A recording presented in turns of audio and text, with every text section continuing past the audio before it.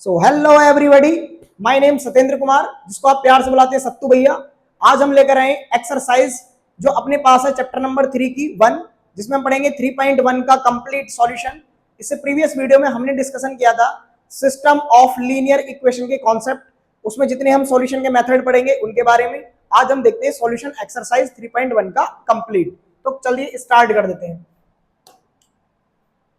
पहला क्वेश्चन हमारी स्क्रीन के सामने दिया हुआ है।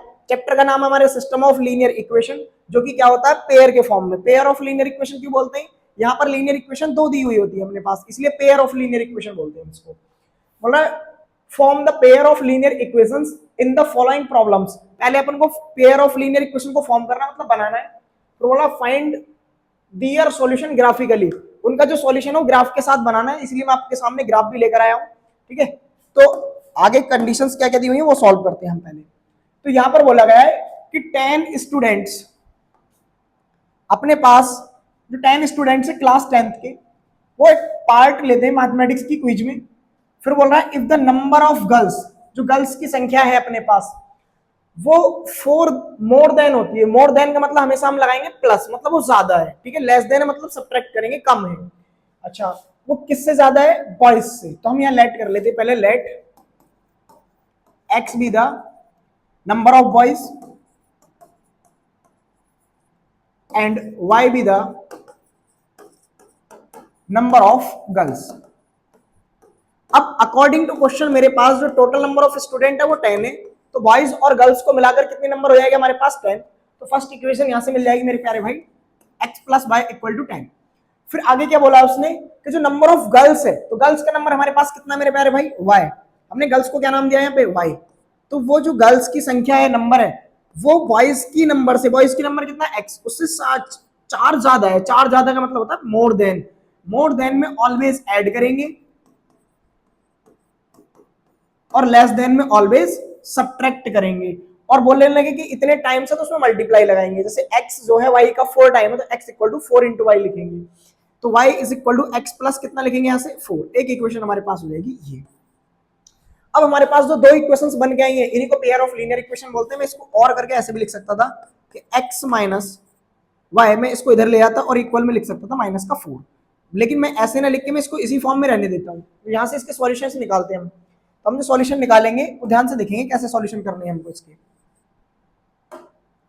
भाई हम पहली लाइन के लिए यहाँ पे क्या काम कर रहे हैं? एक बॉक्स बनाएंगे और दोनों लाइन के अलग अलग बॉक्स बनाएंगे। सभी बॉक्स में ध्यान से देखेंगे हम नंबर जो लेने वाले हैं वो किस टाइप से नंबर लेंगे यहाँ पे। ठीक है, व्हाइट कलर ही अच्छा लग रहा है, व्हाइट कलर लेंगे, ये अच्छा लग रहा है। और एक यहाँ पे लिखेंगे x, यहाँ पे लिखेंगे y, यहाँ पर भी करेंगे x और यहाँ पे भी लिखेंगे y। अब क्या काम करेंगे मेरे प्यारे भाई? मैं यहां से इनकी वैल्यूज निकालता हूं। जो x plus y equal to कितना दिया हुआ हमारे पास? 10। अगर मैं यहां से x का वैल्यू अपने पास से कुछ भी ले लेता हूं, मैंने x का वैल्यू सपोज दैट अपने पास से ले लिया यहाँ पे 4, तो y का वैल्यू कितना आएगा? 4 में जब 10 में से 4 जाएगा यहां से मिलेगा मेरे को 6। अच्छा, मैं अगर y का वैल्यू ले लेता हूं अपने पास से कितना? 0। अगर मैं y का वैल्यू 0 ले लूंगा तो x मेरे को कितना मिल जाएगा? 10। ठीक है, अच्छा ये जो नंबर मैं अपने पास से ले रहा हूं, आप कोई भी नंबर ले सकते हो, बट ऐसा लेना जो फ्रैक्शन की फॉर्म में ना हो, क्योंकि फ्रैक्शन को अपने पास यहाँ जो प्लॉट करना होता है थोड़ा कॉम्प्लिकेटेड होता है। अच्छा, अब आ जाते हैं इस वाले में। यहाँ पर क्या लिखा हुआ है? y is equal to x plus 4। भाई अगर मैं y x का वैल्यू सपोज दैट 2 ले लेता हूँ, तो y का वैल्यू मेरे पास कितना आ जाएगा? 6। अच्छा, अगर मैं y का वैल्यू यहाँ पे x का वैल्यू क्या ले लेता हूँ? 0। सॉरी, अपने पास x इसमें दिया हुआ है, x का वैल्यू मैं 0 ले लेता हूँ, तो y का वैल्यू मेरे पास कितना आ जाएगा? 4। वो चॉइस है, तुम कुछ भी नंबर अपने पास से ले सकते हो, सेलेक्ट कर सकते हो। अब हम इन नंबर्स को ड्रॉ करेंगे इस वाले ग्राफ पर, देखेंगे ध्यान से। तो पहला नंबर मेरे पास क्या? 4,6, मतलब x एक्सिस में तो 4 है और y एक्सिस में 6 है, तो 4,6 कहीं यहाँ पे आएगा, एक ड्रॉ हमने ये कर दिया। दूसरा अपने पास है 10,0। अब 10,0 का मतलब क्या है? x एक्सिस पे तो 10 चले, 10,0 और y एक्सिस में कितना है हमारे पास? 0। तो y एक्सिस 0 होता है, 10 कहाँ पे होगा? यहाँ पे। ये पॉजिटिव 10 है मेरे प्यारे भाई, तो यहाँ पे आएगा। इस कोऑर्डिनेट को क्या नाम देंगे? 10,0।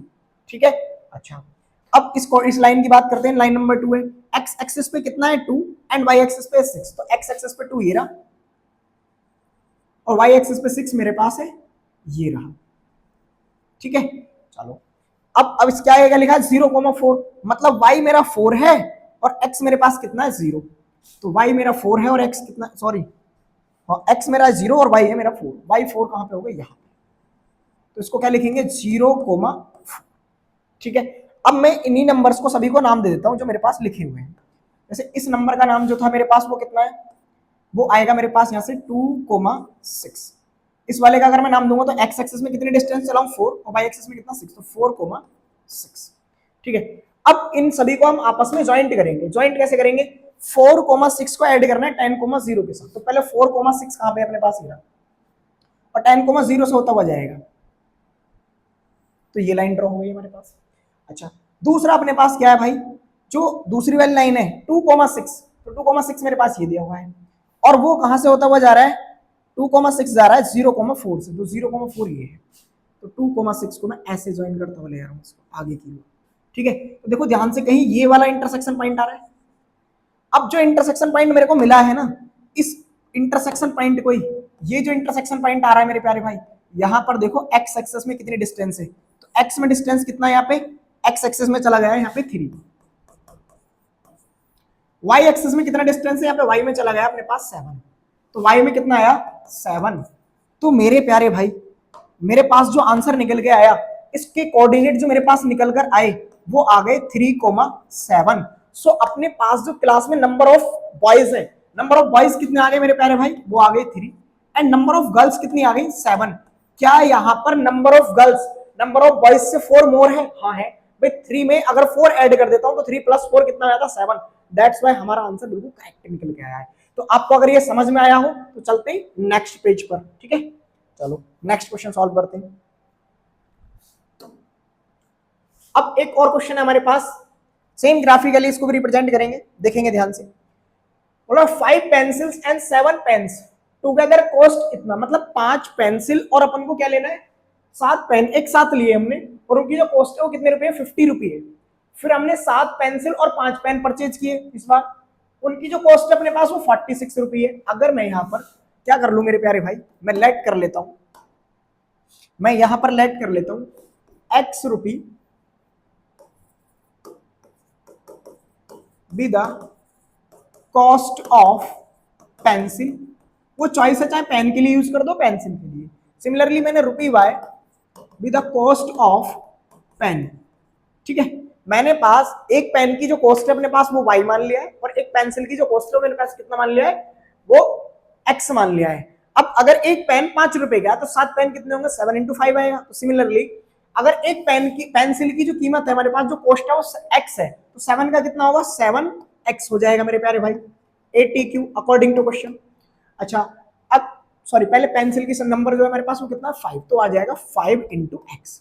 सिमिलरली अगर एक पेन की कॉस्ट y है तो 7 की कितनी हो जाएगी 7 × y, और दोनों को जो मिलाकर हमको पैसे देने पड़ रहे हैं बुक सेलर को जिससे हम पेन परचेज कर रहे हैं वो कितना देना पड़ रहा है 50 रुपये देना पड़ रहा है मेरे प्यारे भाई।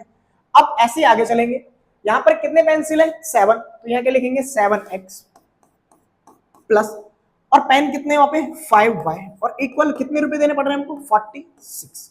अब एक इक्वेशन 1 ये हो गया और एक इक्वेशन नंबर 2 ये हो गया। इसी टाइप से अपन फॉर्मेशन करेंगे यहाँ पे भी 2 लाइन के लिए अलग अलग। तो पहला हमने बॉक्स बना लिया एक ही। देखो सबसे ज्यादा कंफ्यूजन रहता है बच्चों को ग्राफ के क्वेश्चंस में, तो मैं ग्राफ आपको बहुत इजी तरीके से समझा रहा हूँ प्यार के साथ, ठीक है। तो ध्यान से समझेंगे मेरे प्यारे भाई। मैंने यहाँ पे लिया x और यहाँ पे लिया y, 2 बॉक्स इसमें बना लिए।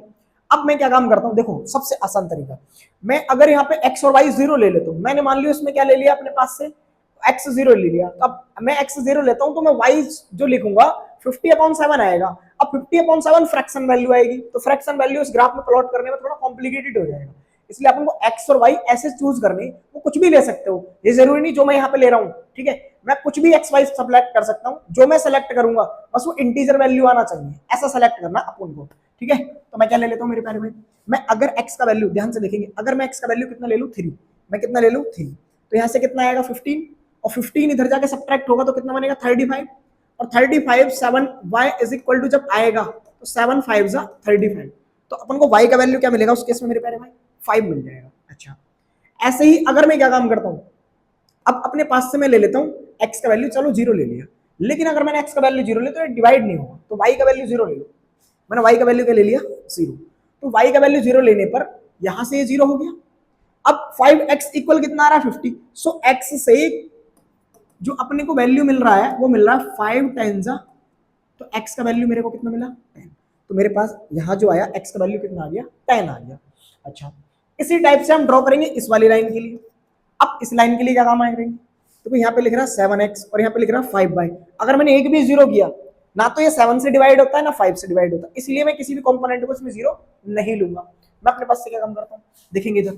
अगर मैं यहाँ पे कुछ ऐसा ले लेता हूँ, मैंने ले लिया सपोज दैट y का वैल्यू, देखो y का वैल्यू अगर मैं यहाँ पे कितना रख दूं मेरे प्यारे भाई 7, तो y का वैल्यू 7, देखो इधर देखेंगे यहाँ पे कितना आएगा 7x प्लस यहाँ पे कितना आएगा 35 और इज इक्वल टू कितना आएगा 46।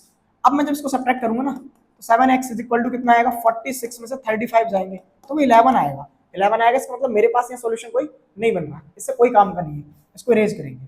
ठीक है, अच्छा मैंने यहाँ पे जो लिखा हुआ है 7x plus 5y is equal to मेरे पास 46 है। अगर मैं y का वैल्यू 5 ले लूं, सपोज दैट, देखना इधर मैंने y का वैल्यू कितना ले लिया मेरे प्यारे भाई 5, तो 7x इज इक्वल टू ये 25 हो जाएगा और 46 में से 25 जब जाएगा तो मेरे पास बनेगा 21। तो 7 3 जा कितना होता है 21, तो x कितना आ जाएगा उस केस में 3 आ जाएगा। अगर मैं y का वैल्यू कितना लेता हूँ 5, तो x मेरे को क्या मिल रहा है उस केस में 3, तो मैंने यहाँ पे लिख दिया x और यहाँ पे लिखा हुआ है y। मैंने अपने पास से क्या सेलेक्ट किया था मेरे प्यारे भाई 5, तो मेरे को x कितना मिल गया 3। ठीक है, अब ऐसे ही एक दिमाग और लगाएंगे, किसके लिए लगाएंगे अब हम, सेकंड कंडीशन को निकालने के लिए। सेकंड कंडीशन कैसे निकाली जाएगी, देखो y का वैल्यू फिर से सेलेक्ट कर लो या x का वैल्यू सेलेक्ट कर लो। अगर मैं x का वैल्यू कुछ ऐसा ले लेता हूँ जो इससे डिवाइड हो जाए, मैं x का वैल्यू अगर 3 ले लूँ, सपोज दैट, मैं 3 तो यहाँ पे लिखा हुआ है, अब मैं 3 नहीं लेने वाला, तो मैं क्या ले लूँ यहाँ पे भी जो 5 से डिवाइड हो। मैंने मान लिया अपने पास से x का वैल्यू, वही मेरे पास जो इक्वेशन है 7x प्लस 5y और इज इक्वल टू कितना 46। और अगर मैं यहाँ सेलेक्ट कर रहा हूँ कोई भी अपने पास वैल्यू, y का वैल्यू अगर मैंने सपोज दैट ले लिया 4, 5 4 जो 20, तो 7 से डिवाइड फिर भी नहीं होने वाला।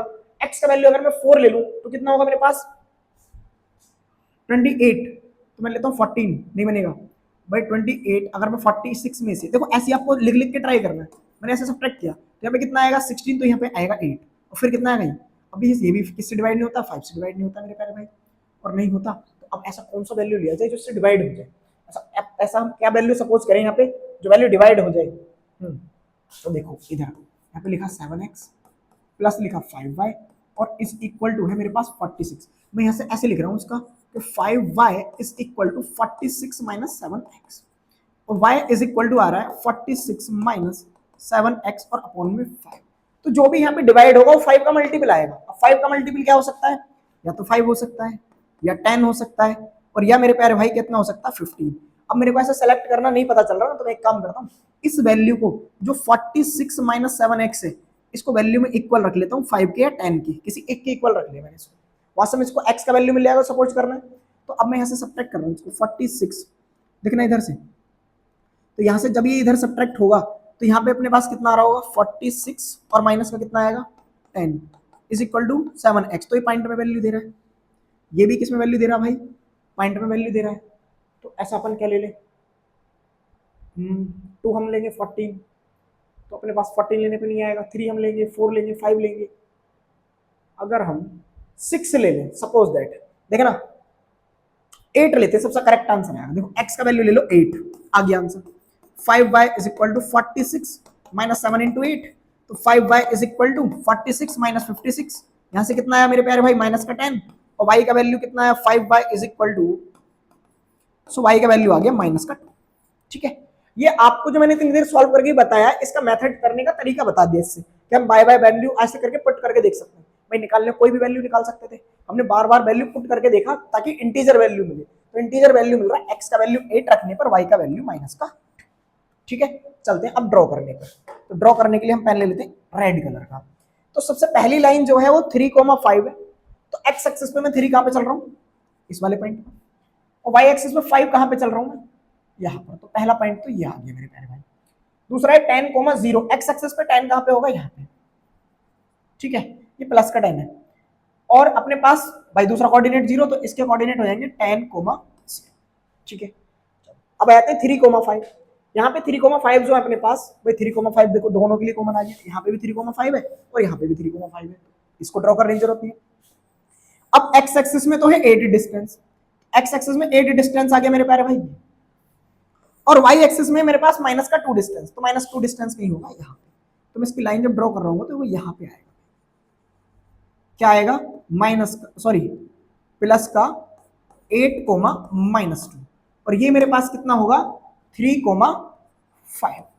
अब ज्वाइंट कर देते हैं अपने पास, तो ज्वाइन जो करेंगे हम, तो 3,5 को 10,0 से ऐड करना है, तो कर दो मेरे प्यारे भाई, ये लो, ये फर्स्ट लाइन आ गई। सेकंड लाइन जब हम ड्रॉ करेंगे तो सेकंड लाइन 3,5 को 8,-2 से ऐड करना है, तो 3,5 फिर से ये है, और 8,-2 से ऐड करूंगा मैं, 8,-2 से यहाँ पे जाके ऐड हो रहा है, तो अपने पास इंटरसेक्शन पॉइंट कौन सा आ रहा है, यही वाला इंटरसेक्शन पॉइंट आ रहा है, दोनों का इंटरसेक्शन पॉइंट। अब दोनों का इंटरसेक्शन पॉइंट अगर ये है तो इसका मतलब क्या हुआ अपने पास, इसका मतलब हुआ यहाँ पर मेरे को x कितना मिल रहा है, x कितना मिल रहा है हमको यहाँ पे 3, एंड y कितना मिल रहा है हमको 5। अब ये मेरा आंसर करेक्ट है या नहीं है वो मैं चेक कर लेता हूँ। देखो कैसे चेक करेंगे भी, अपने पास हमने बोला था x जो है वो पेन के लिए, पेंसिल के लिए है, और y जो है अपने पास वो पेन के लिए है, तो पहले केस में पेन अपने पास कितने, पेंसिल कितने 5, तो 5x, अब प्लस कितना था 7y, तो 5x प्लस 7y, तो 5x प्लस 7y कितना था 50 था, तो पुट करके देखो क्या ये 50 बना रहा है या नहीं बना रहा, तो x का वैल्यू 5 इंटू 3 प्लस 7 इंटू 5, तो ये कितना आ रहा है अपने पास 15 और प्लस का 35, तो it will become 50। So answer हमारा बिल्कुल करेक्ट निकल के आया है। तो आई होप ये क्वेश्चन भी आपको समझ में आया होगा। देखो थोड़े ग्राफ के जो क्वेश्चंस होते हैं ना, जब हम 10th क्लास में पहली बार सॉल्व कर रहे होते हैं तो कॉम्प्लिकेटेड लगते हैं, लेकिन आप इनकी प्रैक्टिस करोगे ना ग्राफ लेकर तो आपको इजीली समझ में आएंगे। ठीक है, तो आई होप ये क्वेश्चन भी समझ में आया होगा। चलते हैं नेक्स्ट क्वेश्चन पर। अब जो अपने पास ये क्वेश्चन है थोड़े इजी से क्वेश्चन दिए हुए, ये इजी इसलिए बोल रहा हूं मैं, यहाँ पे कोई ग्राफ ड्रॉ नहीं करना, कोई ज्यादा थ्योरेटिकल क्वेश्चन नहीं है, सिर्फ कंपेरिजन करना है, मतलब ऑन कंपेयरिंग। ठीक है भाई, किसका compare, a1 upon a2, b1 upon b2 and c1 upon c2 का। Find out whether the lines representing the following pairs of linear equations intersect, मतलब वो लाइन इंटरसेक्ट करती है एट ए पॉइंट, सिंगल पॉइंट पर, या वो लाइन पैरेलल होती है या कोइंसिडेंट होती है। अगर आपको coincident line, parallel line, intersect line का कॉन्सेप्ट नहीं पता तो इससे प्रीवियस वीडियो में मैंने डिटेल डिस्कशन किया था, वहां जाकर पहले देख लेंगे, देन आपको ये क्वेश्चन इजीली समझ में आएगा। तो देखते हैं पहले, भाई मैं इस लाइन के लिए कंपेयर कर रहा हूँ, तो मैं इसका कंपेयर कैसे करता हूँ, a1x plus b1y is equal to c1। इसको कैसे कंपेयर करता हूँ, a2x plus b2y is equal to c2।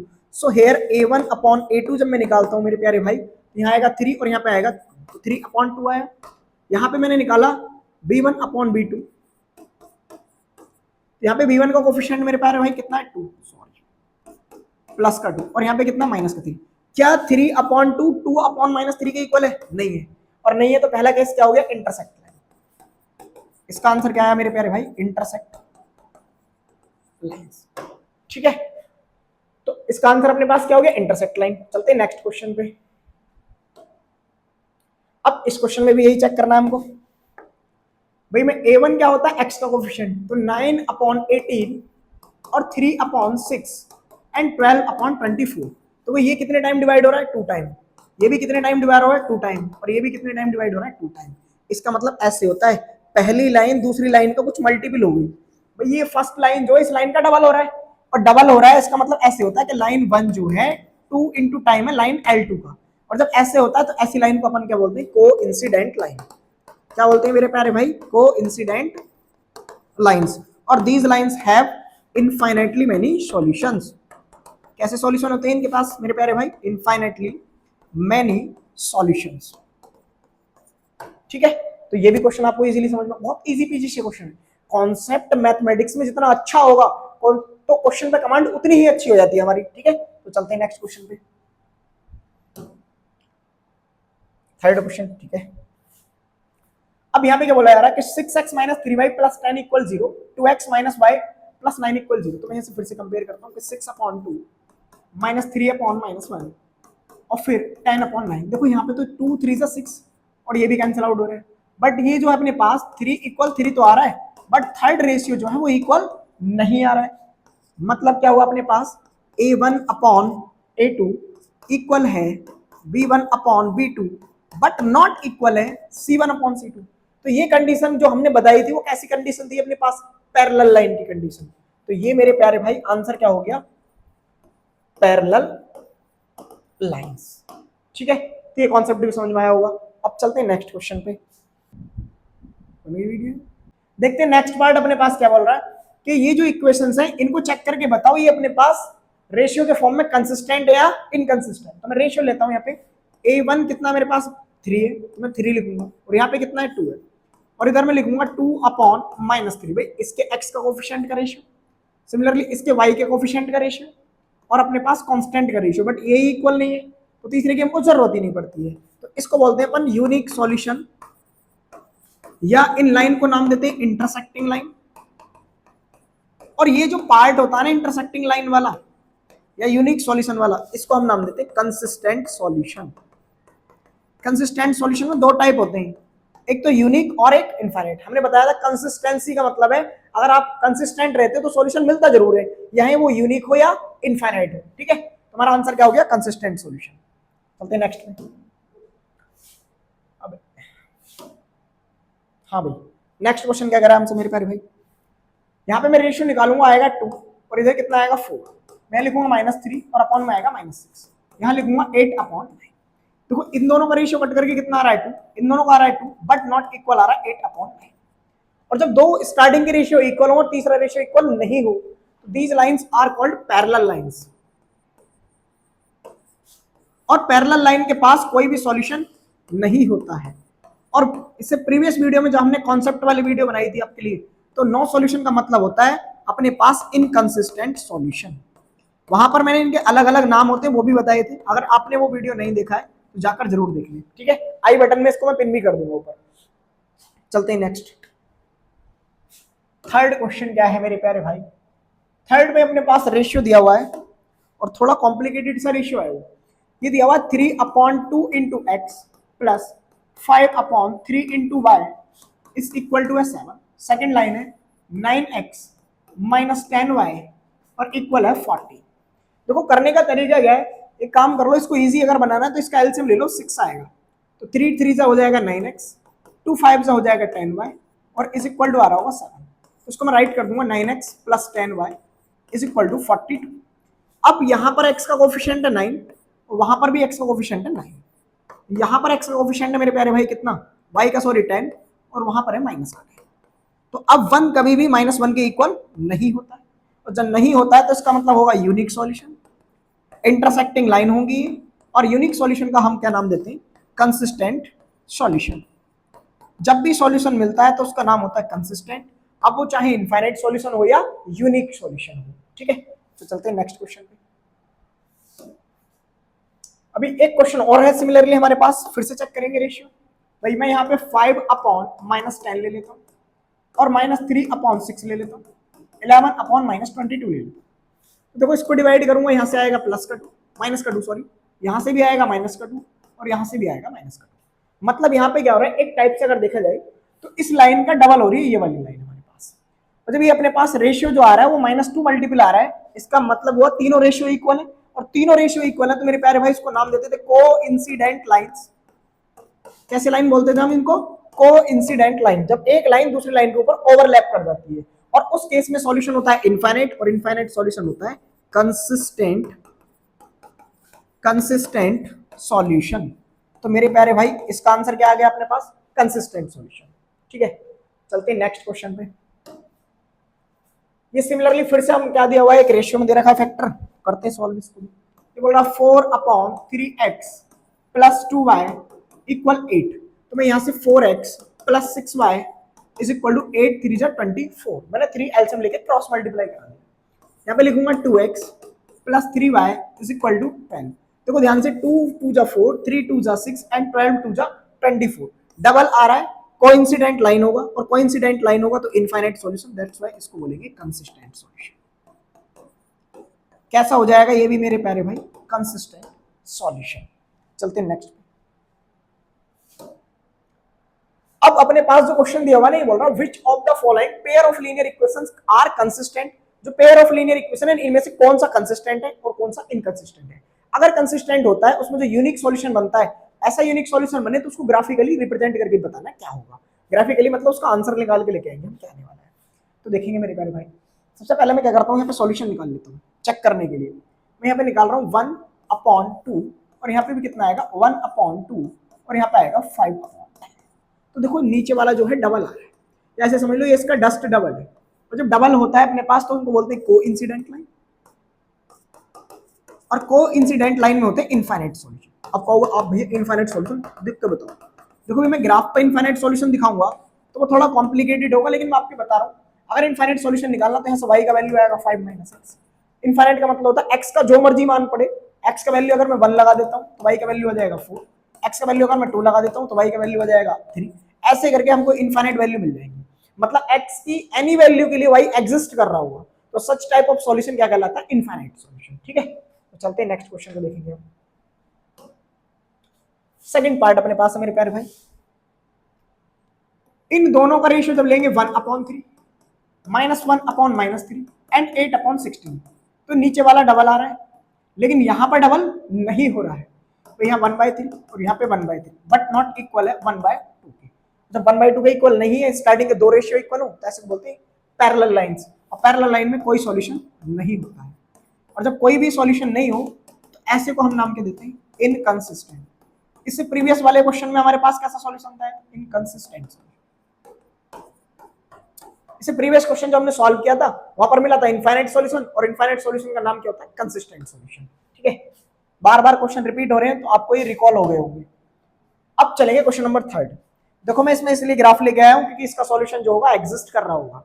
अब देखते हैं क्यों एग्जिस्ट करेगा, पहले देखते भाई। अगर मैं यहाँ पे लिखता हूँ 2/4 और यहाँ पे लिखता हूँ 1/-2, ये 2 2 जो 4 प्लस का 1/2 आ रहा है और ये माइनस का 1/2 आ रहा है, क्या ये इक्वल होंगे, ये नहीं होंगे इक्वल। अब नहीं होंगे तो मेरे प्यारे भाई इनके पास कैसा सॉल्यूशन होगा, यूनिक, और उस यूनिक सॉल्यूशन का मतलब होगा कंसिस्टेंट, और यूनिक में कंसिस्टेंट जब हो तो हमसे क्वेश्चन में कहा गया था कि इसका ग्राफिकली सॉल्यूशन निकालो। तो मेरे प्यारे भाई देखते हैं सॉल्यूशन कैसे निकलेगा। हाँ भाई देखते हैं, सबसे पहले हम क्या काम करेंगे, दो बॉक्स बनाएंगे, एक बॉक्स यहां पर बनाएंगे, ये होगा x और ये होगा y। सिमिलरली यहाँ पे होगा x और यहाँ पे होगा y। अब जब मैं ये दो बॉक्स निकालूंगा, इन बॉक्स में वैल्यूज पुट करूंगा, मैं सॉल्व करता हूं सबसे पहले इसको। मैं इसको अगर ऐसे लिखना चाहूं तो 2x + y = 6 हो जाएगा।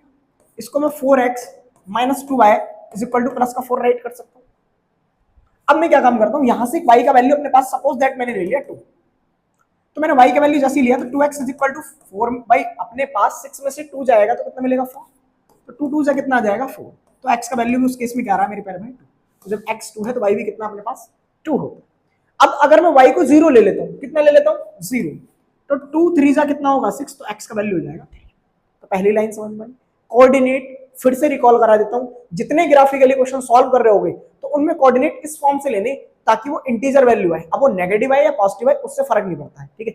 मेन जो आपको याद रखना है पॉजिटिव इंटीजर बने तो अच्छा होता है, और वो भी इंटीजर वैल्यू बने, ठीक है। चलो अब आ जाते हैं सेकंड लाइन के लिए। सेकंड लाइन में क्या काम करेंगे हम, यहां पर अगर मैं y का वैल्यू अपने पास से रख देता हूँ 0, भाई जैसे मैंने y का वैल्यू 0 रखा तो 4x = आया 4, तो x का वैल्यू आ गया 1, तो मतलब पहला बन गया 1,0।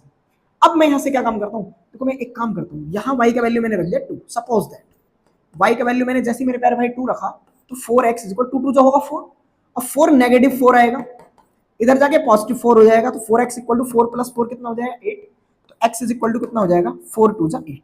तो मतलब यहाँ पे जब y 2 है तो x भी कितना है 2।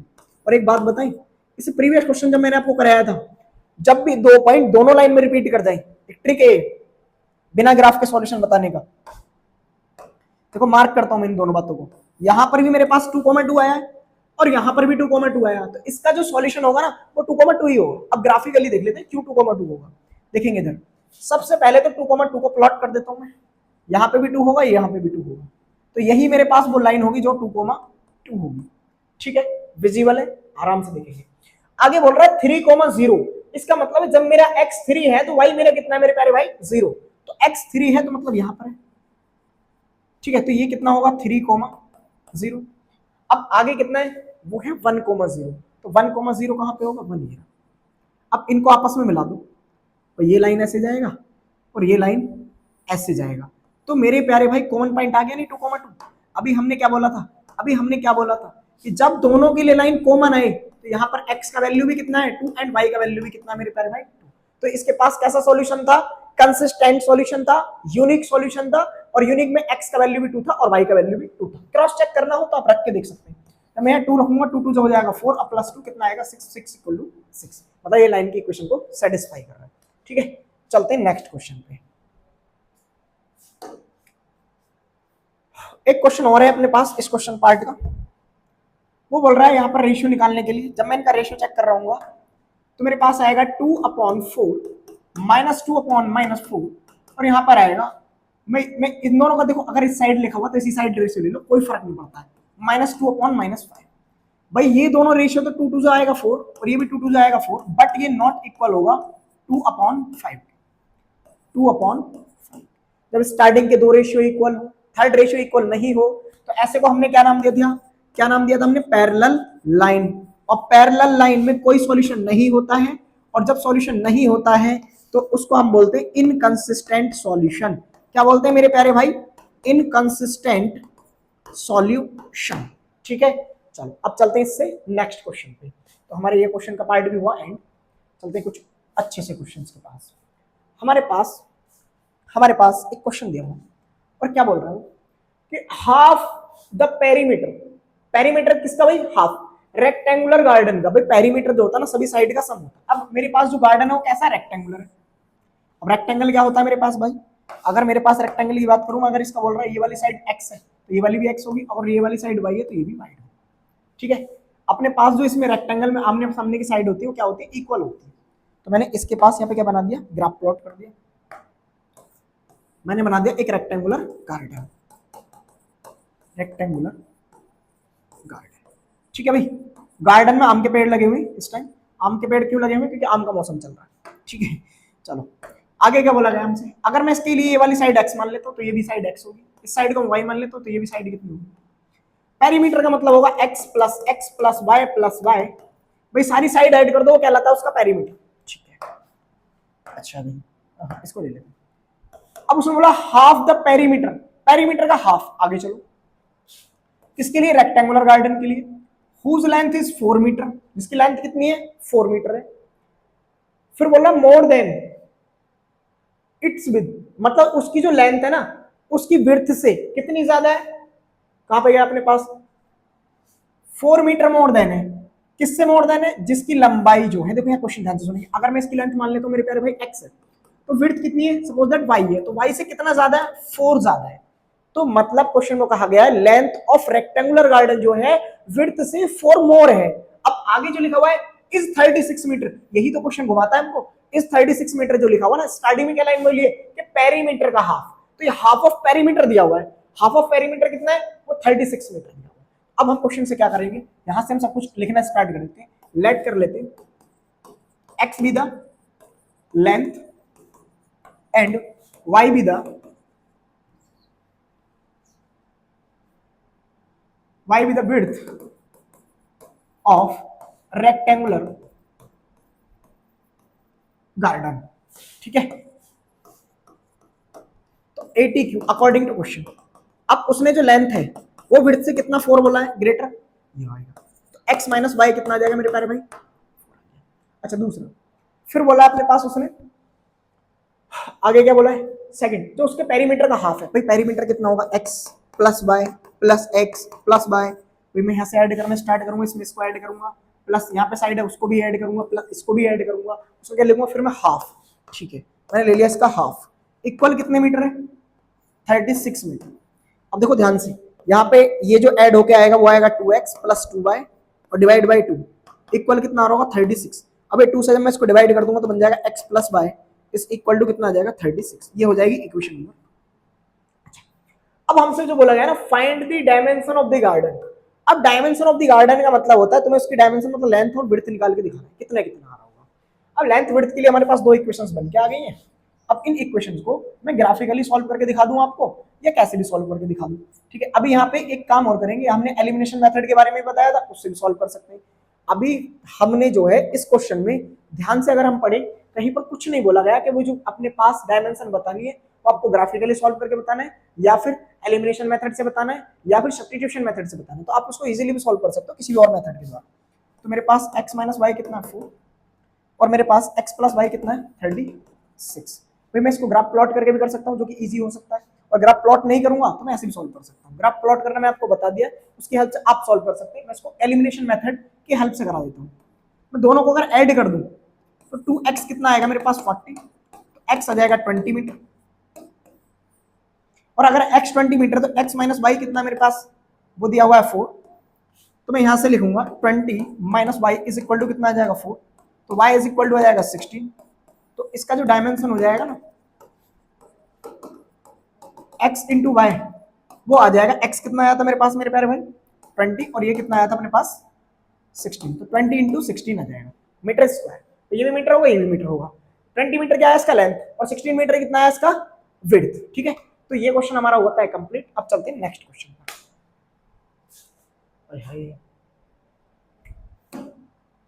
हाँ भाई देखो यहाँ पर एक प्यारा सा सुंदर सा सुशील सा सज्जन सा क्वेश्चन दिया हुआ, तो बोल रहा है 2x plus 3y minus 8 equal 0। तो क्या मैं इसको 2x प्लस 3y इक्वलेटराइट नहीं कर सकता? हाँ कर सकता।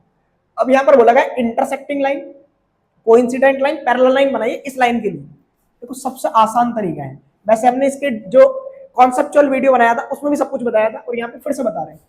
इंटरसेक्टिंग लाइन कब होगी? जब इस लाइन के साथ उसका रेशियो मैच ही ना करे। तो मैं ऐसे ले लेता हूँ 2x plus 5y is equal to 7। भाई रेशियो निकाल लो, क्या 2/2 3/5 के इक्वल होता है? नहीं होता। तो पहले का आंसर हो जाएगा ये वाला। अब आते हैं सेकंड में,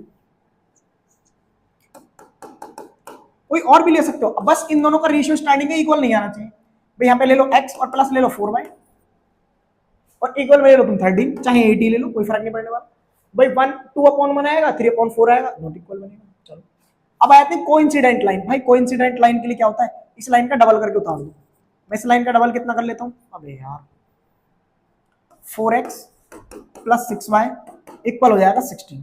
इस लाइन का ट्रिपल करके लिख दो 4, मतलब लाइन जब वन लाइन के मल्टीपल हो लाइन 2 का, तो ऐसी लाइन अपने पास कैसी होती है? कोइंसिडेंट लाइन होती है। अब के का वैल्यू 2 3 4 कुछ भी ले सकते हो, तो आप ये भी ले सकते हो, यहाँ पे लिख सकते हो इसका 3 टाइम, तो 3 टाइम होगा 6x 9y 24, वो भी आंसर हो सकता है। ठीक है, अब आते हैं थर्ड पर, और थर्ड पार्ट जो है हमारा, थर्ड पार्ट बोल रहा है कि पैरेलल लाइन बताइए। तो पैरेलल लाइन के लिए स्टार्टिंग का रेशियो तो इक्वल होना चाहिए, बट लास्ट नहीं हो, तो स्टार्टिंग का रेशियो यही ले लो 2x plus 3y is equal to लिख दो 17। भाई इन्हीं लाइन को भी रिपीट करके लिख सकते हो आप, लेकिन आपका मन कर रहा भैया अलग ले लो, तो अलग ले लो मेरे प्यारे भाई। तो 4x plus 6y is equal to ले लो कितना 19। भाई मैं 8/19 का रेशियो लूंगा, तो मैं यहाँ से 2/4 लिखता हूँ और 3/6 लिखूंगा और 8/19 लूंगा, तो यहाँ से तो मिलेगा मेरे को 1/2, यहाँ से मिलेगा 1/2, बट नॉट इक्वल आएगा 8/। तो ये किसकी कंडीशन होती है? पैरेलल लाइन की कंडीशन, और पैरेलल लाइन में कोई सॉल्यूशन नहीं होता है। तो आई होप ये कॉन्सेप्ट भी आपको समझ में आया होगा बहुत बेहतरीन तरीके से। चलते हैं नेक्स्ट क्वेश्चन पर। भाई हमारा बोर्ड थोड़ा हैंग कर रहा है, नहीं चल पा रहा है। हाँ चल गया, कभी कभी कर देता है प्रॉब्लम, ये भी गर्मी मान जाता है बेचारा। आ गया हमारा लास्ट क्वेश्चन। ये लास्ट क्वेश्चन जो हमारे पास एक्सरसाइज का, वो देखेंगे ध्यान से। बोला draw the graph of the equations, दो इक्वेशन दी होने के लिए ग्राफ ड्रॉ करना है। तो बोला determine the coordinates of the vertices. Vertices होते हैं अपने पास सीड्स, जो मतलब कोऑर्डिनेट होते हैं। जैसे कि मैं कोई आपके सामने एक कर्व बना देता हूँ, ये मान लो रेक्टेंगल है, तो ये जो कोऑर्डिनेट होते हैं ना, ये वाले जो कॉर्नर पॉइंट होते हैं, इनको अपन वर्टिसेस बोलते हैं। क्या बोलते हैं इनको? वर्टिसेस बोलते हैं। ठीक है, चलो फिर बोल रहा है अच्छा यहाँ पर वर्टिसेस भी किसके पूछा अपन से? ट्रायंगल के, मतलब ट्रायंगल फॉर्म कर रहा है बाय दीज लाइंस, इन लाइन के द्वारा क्या बन रहा है? ट्रायंगल। और एंड द एक्स एक्सिस, किस पे बन रहा है? एक्स एक्सिस पे। और सेट द ट्रायंगुलर रीजन। भाई वो अगर एक्स एक्सिस पे बन रहा है तो एक्स एक्सिस पे वाई क्या होता है? 0 होता है। तो बहुत ईजी है इसको बनाना। तो वो कैसे करेंगे? मैं एक काम करता हूँ, मेरे पास पहली लाइन क्या? x minus y plus 1 equal आता है 0। मैं इस लाइन को ड्रॉ करता हूँ यहाँ पर, एक लिखूंगा x, एक लिखूंगा y। लाइन 1, मेरे पास लाइन 2 क्या दिया हुआ है मेरे प्यारे भाई? 3x प्लस 2y, और इक्वल में कितना लिख दूं? 12। भाई -12 में उधर ले आके प्लस का 12 हो गया। इसके लाइन भी एक ड्रॉ करता हूँ, यहाँ पे मैं लिखूंगा x और यहाँ पे मैं लिखूंगा y। मैं यहाँ पे अगर x का वैल्यू 0 ले लेता हूँ तो y का वैल्यू कितना आएगा, 2 6 12 तो 6 आ जाएगा। अगर मैं इसका वैल्यू 0 ले लेता हूँ तो 3 4 12 तो यहाँ आ जाएगा 4। जब डिवाइड कर रहे हूँ तो इससे और इजी पड़ जाता है मेरे पास। अब अगर मैं यहाँ पे ले लेता हूँ y का वैल्यू 0 तो x का वैल्यू कितना आएगा, y का वैल्यू 0 लेती है, x का वैल्यू आएगा माइनस का। अगर मैंने ले लिया x का वैल्यू 0, x का वैल्यू 0 तो मतलब माइनस y प्लस 1 इक्वल आएगा। सो y का वैल्यू कितना आएगा अपने पास, प्लस 1। भाई अगर मैंने यहाँ पे किसका वैल्यू 0 लिया, x का वैल्यू, तो y का वैल्यू कितना मिला। अब मैं इन लाइन को यहाँ पे ड्रॉ कर देता हूँ और इन लाइन को ड्रॉ करेंगे तो देखेंगे ध्यान से, पहला आ रहा है 0,6 मतलब x 0 है, y कितना 6, तो 0,6 यहाँ पे होगा।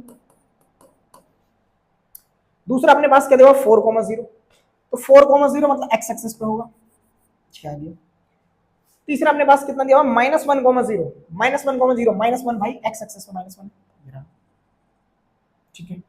और तीसरा अपने पास है 0,1 और 0,1 कहां पे होगा, 0,1 प्लस का 0,1 है, प्लस का 0,1 यहाँ पे होगा। अब इन लाइन को कर दो ऐड, तो ये जो अपने पास रेक्टेंगल बन रहा है एक ऐसे करके, ये रेक्टेंगल फॉर्म हो रहा है। अब जो ये रेक्टेंगल फॉर्म हो रहा है इनके कोऑर्डिनेट लिख दो। इन कॉर्नर के कोऑर्डिनेट कितने, जैसे इसका कोऑर्डिनेट कितना है मेरे प्यारे भाई, मेरे पास इसका कोऑर्डिनेट है 4,0, इसके कोऑर्डिनेट है -1,0 एंड इसकी कोऑर्डिनेट है 0,6। तो ये हमारा ट्रायंगल फॉर्म हो गया और इस ट्रायंगल के यहाँ पर हमारे पास क्या आ गए, कोऑर्डिनेट्स। तो इस टाइप से हमारे पास ये जो क्वेश्चन था ये हुआ कंप्लीट और हमने सीखा कंप्लीट एक्सरसाइज 3.1 का सॉल्यूशन। तो इसी टाइप के वीडियोस को देखने के लिए हमारे चैनल को सब्सक्राइब करें और मिलते हैं नेक्स्ट वीडियो में 3.2 के सॉल्यूशन।